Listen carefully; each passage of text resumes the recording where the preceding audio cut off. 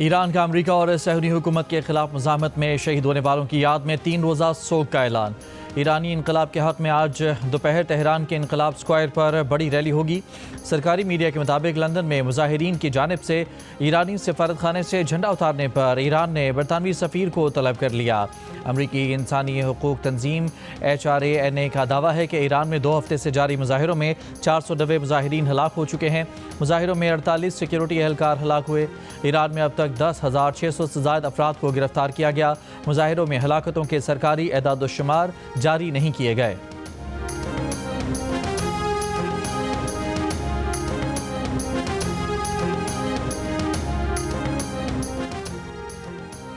امریکی صدر ٹرمپ ایران سے متعلق آپشنز پر غور کے لیے سینئر مشیروں سے منگل کو ملاقات کریں گے۔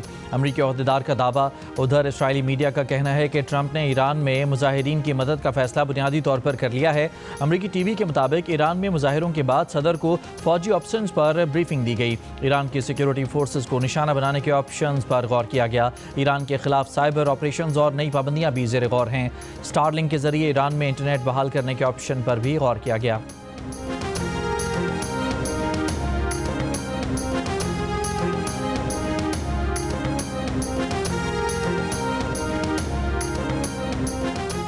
ایرانی وزیر خارجہ عباس عراقچی نے کہا ہے کہ ایران میں پولیس اہلکاروں کو حقیقی دہشت گرد قتل کر رہے ہیں۔ ان دہشت گردوں کی نگرانی وہ عناصر کر رہے ہیں جنہیں مائک پومپیو موساد کے ایجنٹ قرار دے چکے۔ ایرانی وزیر خارجہ نے کہا کہ اس حوالے سے ہمارے پاس ناقابل تردید ٹھوس شواہد موجود ہیں۔ سوال کیا کہ کیا ایران میں احتجاج واقعی آزادی کے لیے احتجاج دکھائی دیتا ہے؟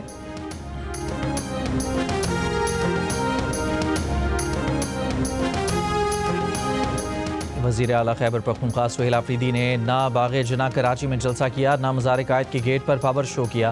شہر کے مختلف مقامات کا دورہ کرتے ہوئے نمائش چورنگی پہنچے۔ اردو اور پشتو زبان میں کارکنوں سے خطاب کر کے روانہ ہو گئے۔ کہا عوام ڈی چوک جانے کو تیار ہیں، بانی PTI کی کال کا انتظار ہے۔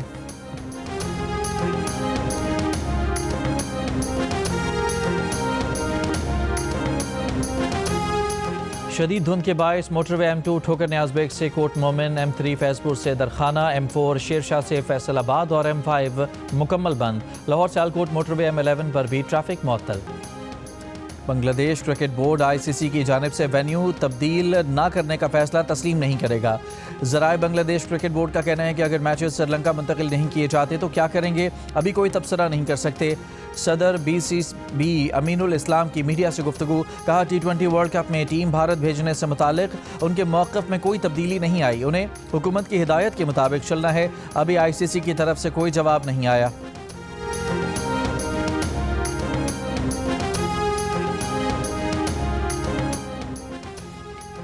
پاکستان صومالیہ کی خود مختاری، وحدت اور علاقائی سالمیت کی مکمل حمایت کرتا ہے۔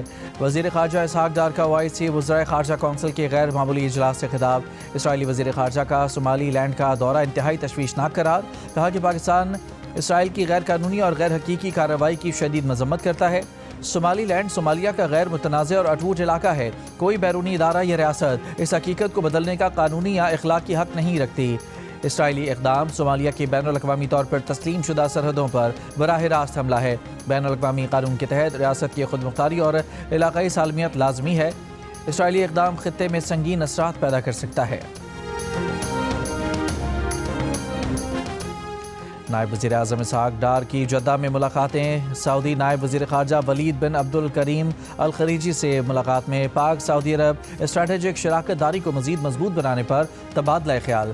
خطے میں امن، استحکام اور سلامتی کے لیے OIC کے پلیٹ فارم پر قریبی تعاون کے عزم کا اعادہ کیا۔ مصری وزیر خارجہ ڈاکٹر بدر عبدالعاطی سے ملاقات میں 2 طرفہ تعلقات کا جائزہ، مختلف شعبوں میں تعاون بڑھانے کا عزم۔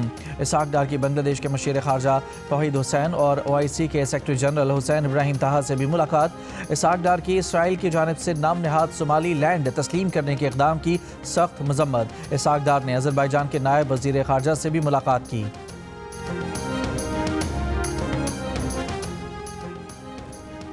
वज़ीर आज़म शहबाज शरीफ का दिसंबर 2025 में रिकॉर्ड तरसीलात ज़र भेजने पर समंदर पार पाकिस्तानियों से इजहार तशक्कुर। एक बयान में कहा कि दिसंबर 2025 में समंदर पार पाकिस्तानियों ने 3.6 अरब डॉलर तरसीलात ज़र भेजे, जिस पर उनके मशकूर हैं। तरसीलात ज़र में 16.5% इजाफा ओवरसीज़ पाकिस्तानियों का हुकूमती पॉलिसियों पर एतमाद का मजहर है। समंदर पार पाकिस्तानियों की बहबूद के लिए इक़दामात हुकूमत की अवलीन तरजीहात में शामिल हैं।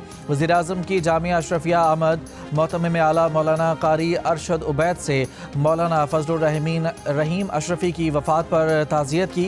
वज़ीर आज़म ने कहा कि मरहूम मौलाना फजलुर रहीम अशरफी की इस्लाम के लिए खिदमात को हमेशा कदर की निगाह से देखा जाएगा। वज़ीर आज़म अपने वालिद मियाँ मोहम्मद शरीफ के साथ जामिया अशरफिया में तवील अरसा नमाज जुमा पढ़ते रहे हैं। वज़ीर आज़म शहबाज शरीफ से IT माहिर मरहूमा अरफा करीम रंधावा के वालिदैन ने मुलाकात की। वज़ीर आज़म ने कहा कि नौजवानों को बैनुल अक़वामी मयार की IT तालीम और तरबियत फराहम करना अवलीन तरजीह है।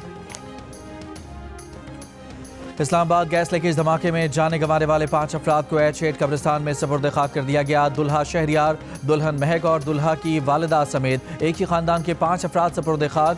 2 अफराद की आखिरी रसूमात आज अदा की जाएंगी। मजमूई तौर पर 8 अमवात हुई। पेंज में ज़ेर इलाज 11 में से 9 अफराद को डिस्चार्ज कर दिया गया। इलाका मकीनों का कहना है कि धमाका शादी की तकरीब वाले घर के पड़ोस में हुआ। जोरदार धमाके से 4 घर तबाह हुए। शादी की खुशियां गम में बदल गईं। वज़ीर आज़म और वज़ीर दाखिला का इस्लामाबाद में घर में गैस लीकेज धमाके में कीमती जानों के नुकसान पर इजहार अफसोस। लवाहिकीन से दिली हमदर्दी और ताज़ियत का इजहार। अफसोसनाक वाक़ये की तहकीकात का हुक्म। चेयरमैन CDA मोहम्मद अली रंधावा का मुतासरा खानदानों की इमदाद का ऐलान।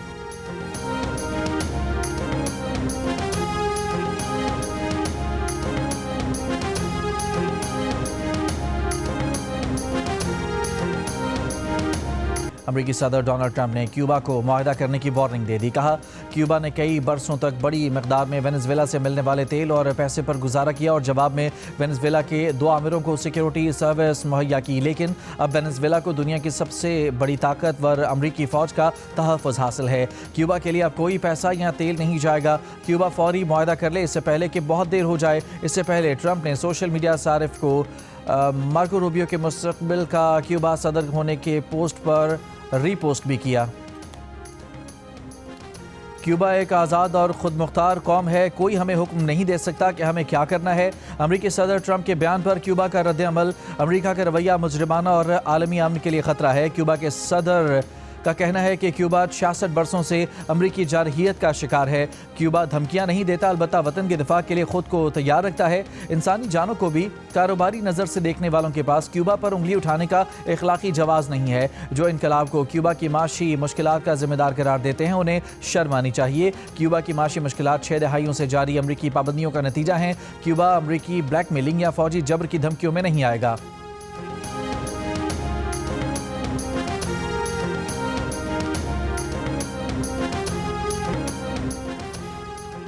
सीरीज़ के तीसरे और आखिरी T20 में श्रीलंका ने पाकिस्तान को 14 रन से शिकस्त दे दी। बारिश के सबब फी इनिंग्स 12 ओवर्स तक महदूद किए जाने वाले मुकाबले में श्रीलंका ने 6 विकेट पर 160 रन बनाए। पाकिस्तानी टीम 8 विकेट पर 146 रन तक पहुंच सकी। 3 मैचेस की सीरीज़ 1-1 से बराबरी पर ख़त्म हुई।